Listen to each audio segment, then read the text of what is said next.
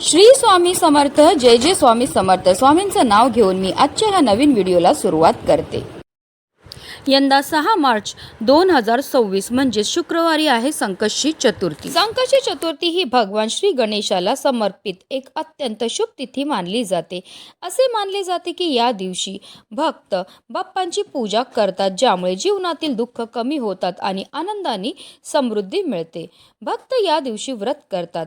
संकष्टी या शब्दाचा अर्थ दुःखाचा नाश करणारा असा होतो. म्हणूनच भक्त भगवान गणेशाला विशेष प्रार्थना करतात आणि त्यांच्या जीवनातील संकट दूर करण्याकरता प्रार्थना करतात. धार्मिक मान्यतानुसार देवी पार्वतीने प्रथम आपल्या पुत्र गणेशाच्या दीर्घायुष्यासाठी आणि कल्याणासाठी संकष्टी चतुर्थीचे व्रत केले होते. तेव्हापासून हे व्रत बालसुख, मानसिक शांती, यश आणि अडथळे दूर करण्यासाठी विशेषतः फलदायी मानले जाते. या दिवशी भगवान गणपतीची पूजा केल्याने घरातील नकारात्मक ऊर्जा दूर होते आणि कुटुंबात सुख शांती टिकून राहते. तसेच गणपती बाप्पांच्या कृपेने आपल्या सर्व इच्छा मनोकामना पूर्ण होतात. संकष्टीचे हे व्रत सूर्योदयापासून सुरू होते आणि चंद्र दर्शन झाल्यावरच पूर्ण होते. म्हणून चतुर्थीच्या दिवशी चंद्र पाहणे खूप महत्त्वाचे मानले जाते. चंद्र पाहिल्यानंतरच हे व्रत संपते व पूर्ण होते. आणि संकष्टी चतुर्थीच्या दिवशी चंद्रोदयाची जी वेळ आहे ती 9:12 असणार आहे. यावेळी चंद्राला आपल्याला जल अर्पण करायचं आहे आणि त्याची पूजा करून मग व्रत सोडायचं आहे. धार्मिकदृष्ट्या हा दिवस अतिशय महत्त्वाचा आणि पवित्र असल्यामुळे या दिवशी काही प्रभावी उपायांनी सेवा देखील केल्या जातात. आणि म्हणूनच आज संकष्टी चतुर्थीच्या दिवशी तुम्ही काही नाही केलं तरीही चालेल, पण प्रत्येक आईने आपल्या मुलांच्या उज्ज्वल भविष्यासाठी, आपल्या घराच्या उज्ज्वल भविष्यासाठी संध्याकाळी कापूरसोबत उंबरठ्यावर जाळा. या तीन वस्तू जाळल्यामुळे आपल्या घराची, आपल्या मुलांची, आपल्या पतीची भरभरून अशी प्रगती तर होणारच आहे, पण आपलं 7 पिढ्यांचं दारिद्र्य नष्ट होऊन आपल्या सर्व इच्छा मनोकामना ह्या साक्षात गणपती बाप्पा पूर्ण करणार आहेत. तर त्या कोणत्या वस्तू आपल्याला उंबरठ्यावर जाळायच्यात, कोणत्या वेळेत जाळायच्या, त्याबद्दल सविस्तर आणि महत्त्वाची अशी माहिती मी तुम्हाला या व्हिडिओमध्ये देणार आहे. तर व्हिडिओ पूर्ण पहा आणि जर तुम्ही माझ्या चॅनलवर नवीन असतील तर चॅनलला सबस्क्राईब करा आणि शेजारी बेल आयकॉनसुद्धा प्रेस करा, जेणेकरून तुम्हाला माझ्या नवनवीन व्हिडिओचं नोटिफिकेशन हे मिळत राहील आणि तुम्ही एक पण व्हिडिओ मिस करणार नाही. अगदी तुमच्यापासून माझ्यापर्यंत प्रत्येकजण खूप मेहनत करतो, खूप कष्ट करतो, जेणेकरून आपल्या आयुष्यामध्ये सुख समृद्धी नांदेल. पण बऱ्याचदा काय होतं ना, आपल्या घरामध्ये काही दोष असतात किंवा आपल्यामध्ये काही दोष असतात, त्यामुळे सुद्धा आपल्याला कोणत्याही क्षेत्रामध्ये यश मिळत नाही. आपण मेहनत तर करतो, कष्ट तर करतो, पण आपल्या कष्टाला, आपल्या नशिबाची साथही मिळत नाही. आपल्या घरी पैसा तर येतो, पण आलेला पैसा टिकून राहत नाही. जर आपल्या घरामध्ये वारंवार भांडणं होत असतील, कलह होत असतील, आजार पण येत असेल, नवरा बायकोचं पटत नसेल किंवा आपली मुलं खूप चिडचिड करतात, हट्टीपणा करतात, आजारी पडतात, त्यांना केलेला अभ्यास लक्षात राहत नसेल किंवा आपली मुलं खूप शिकलेली आहेत पण त्यांना मनासारखी नोकरी प्राप्त होत नसेल, मुलांचा विवाह जुळण्यामध्ये समस्या येत असतील, संतान प्राप्तीमध्ये समस्या येत असतील, तर या प्रकारच्या समस्या का निर्माण होतात? तर त्या निर्माण होतात आपल्यामध्ये किंवा आपल्या घरामध्ये असणाऱ्या दोषांमुळे. जर आपल्याला की आपल्या घराला नजर लागलेली असेल, कुंडलीमध्ये राहू, केतू, शनी या ग्रहांचे दुष्प्रभाव असतील, घरामध्ये वास्तुदोष असेल, पितृदोष असेल, तर त्यामुळे सुद्धा या प्रकारच्या समस्या आपल्या जीवनामध्ये उद्भवत असतात. आणि या काही पवित्र तिथी आहेत, या तिथींना जर आपण काही प्रभावी उपाय केले तर त्यामुळे निश्चितच आपल्याला या सर्व दोषांपासून मुक्तता मिळण्यामध्ये मदतही मिळत असते.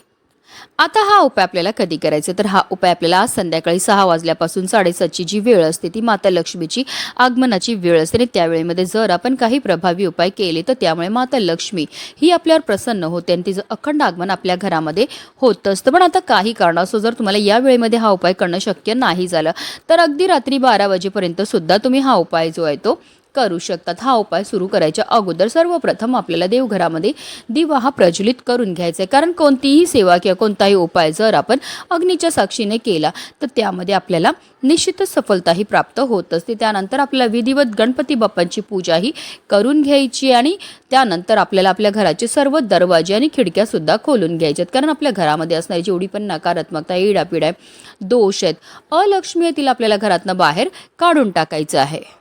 हा संपूर्ण उपाय आपण देवघरासमोर बसून करणार आहे. तर आपल्याला एक मातीची पंतीही घ्यायची आहे, कारण मातीच्या पंतीमध्ये सकारात्मक अशा लहरी असतात. मातीची पंती ही पंचतत्वापासून बनलेली असते. त्या मातीच्या पंतीमध्ये आपल्याला एक सुक्या खोबऱ्याची वाटीही ठेवायची आहे. नारळामध्ये आपल्यामध्ये असणारी जेवढी पण नकारात्मकता आहे ती शोषून घेण्याची क्षमता असते. तसेच नारळ हे गणपती बाप्पांना अतिशय प्रिय आहे. आता तुमच्याकडे अख्खी नारळाची वाटी नसेल तर एक छोटा तुकडा जरी तुम्ही त्या मातीच्या पंतीमध्ये टाकला तरीही चालणार आहे. तसेच आपल्याला 5 भीमसेनी कापूरच्या वड्यासुद्धा घ्यायच्यात. मी प्रत्येक उपायामध्ये नेहमी सांगत असते की आवर्जून आपल्याला भीमसेनी कापूरच वापरायचा आहे, कारण तो नैसर्गिकरित्या बनलेला असतो. त्याच्यामध्ये जे तत्व असतात ते आपल्यामध्ये आणि आपल्या घरामध्ये असणारी जेवढी पण नकारात्मकता, इडापिडा, ग्रहदोष, वास्तुदोष, पितृदोष दूर करण्याकरता अतिशय प्रभावी मानला जातो. तसेच आपल्याला 5 लवंगा आणि 3 हिरव्या वेलची सुद्धा घ्यायच्या. ज्या लवंगा आणि हिरव्या वेलची आपण घेणार आहेत त्या व्यवस्थित पाहून घ्यायच्या. त्या अखंड असाव्या, कुठेही तुटलेल्या, फुटलेल्या किंवा खराब झालेल्या नसाव्या. ज्याप्रमाणे लवंगा आणि हिरव्या वेलची आपल्या जीवनाची चव वाढवतात, त्याचप्रमाणे आपलं भाग्य उजळायचं काम सुद्धा करत असतात. तसेच लवंग आणि हिरव्या वेलची हा माता लक्ष्मीला सुद्धा अतिशय प्रिय आहेत. आणि जेव्हा पण आपण माता लक्ष्मीला प्रिय असणाऱ्या वस्तूंपासून काही उपाय किंवा सेवा करतो तर त्यामुळे माता लक्ष्मी ही आपल्यावर प्रसन्न होते आणि तिचं अखंड आगमन आपल्या घरामध्ये होत असतं. आता या लवंग आणि हिरव्या वेलची सुद्धा आपल्याला त्या मातीच्या पंतीमध्ये नेऊन टाकायचे आहेत. तसेच आपल्याला चिमूटभर काळे तीळ सुद्धा घ्यायचे. तीळ हे गणपती बाप्पांना अतिशय प्रिय आहेत. तसेच काळे तीळ हे आपल्या पितरांना सुद्धा समर्पित आहेत. आणि जेव्हा पण आपण काळे तिळांपासून काही उपाय किंवा सेवा करतो तर त्यामुळे आपल्या जीवनामध्ये असणारा प्रखरातला प्रखर पितृदोष, ग्रहदोष, शत्रुपीडा, दारिद्र्य दूर होण्यामध्ये मदतही मिळत असते, कारण तिळांना दारिद्र्यनाशक असं सुद्धा म्हटलं जातं.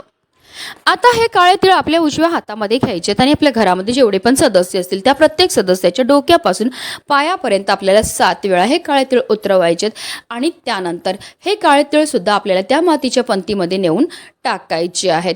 आता देवघरामध्ये प्रज्वलित असलेल्या दिव्याच्या मदतीने आपल्याला या मातीच्या पंतीमध्ये असणारा जो कापूर आहे तो प्रज्वलित करून घ्यायचा आहे.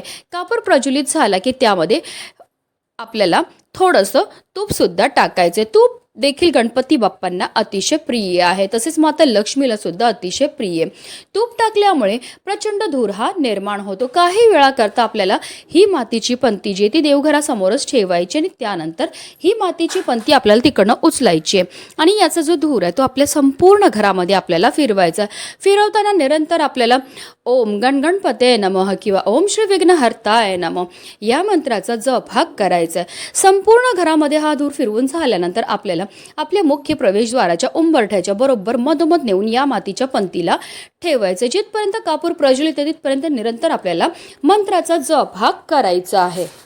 जेव्हा आपण कापूर सोबत या वस्तू जाळतो त्याचबरोबर मंत्राचा जप करतो त्यामुळे आपल्या घरामध्ये असणारी जेवढी पण नकारात्मकता, इडापिडा, ग्रहदोष, वास्तुदोष, पितृदोष, अलक्ष्मी असते ती घरातनं काढता पाय करून निघून जाते. आणि ज्या घरामध्ये कोणत्याही प्रकारचे दोष नसतात त्याच घरामध्ये माता लक्ष्मीचं आगमन हे होत असतं. आता या मातीच्या पंतीमध्ये असणारा कापूर शांत झाला की यामध्ये काही वस्तू असतील ज्या जळालेल्या असेल, काही वस्तू नाही जळालेल्या असेल तर त्या वस्तू आपल्या घरापासून लांब नेऊन आपल्याला टाकून द्यायच्यात. अशा रीतीने आपल्याला हा उपाय जो आहे तो आज संध्याकाळी करायचा. अतिशय प्रभावी असा हा उपाय केल्यामुळे आपल्या जीवनामध्ये असणारी जेवढी पण नकारात्मकता, इडापिडा, ग्रहदोष, वास्तुदोष, पितृदोष तर दूर होणारच आहे, पण आपलं 7 पिढ्यांचं दारिद्र्य नष्ट होऊन आपल्या संपूर्ण कुटुंबाची भरभरून अशी प्रगती होणार आहे.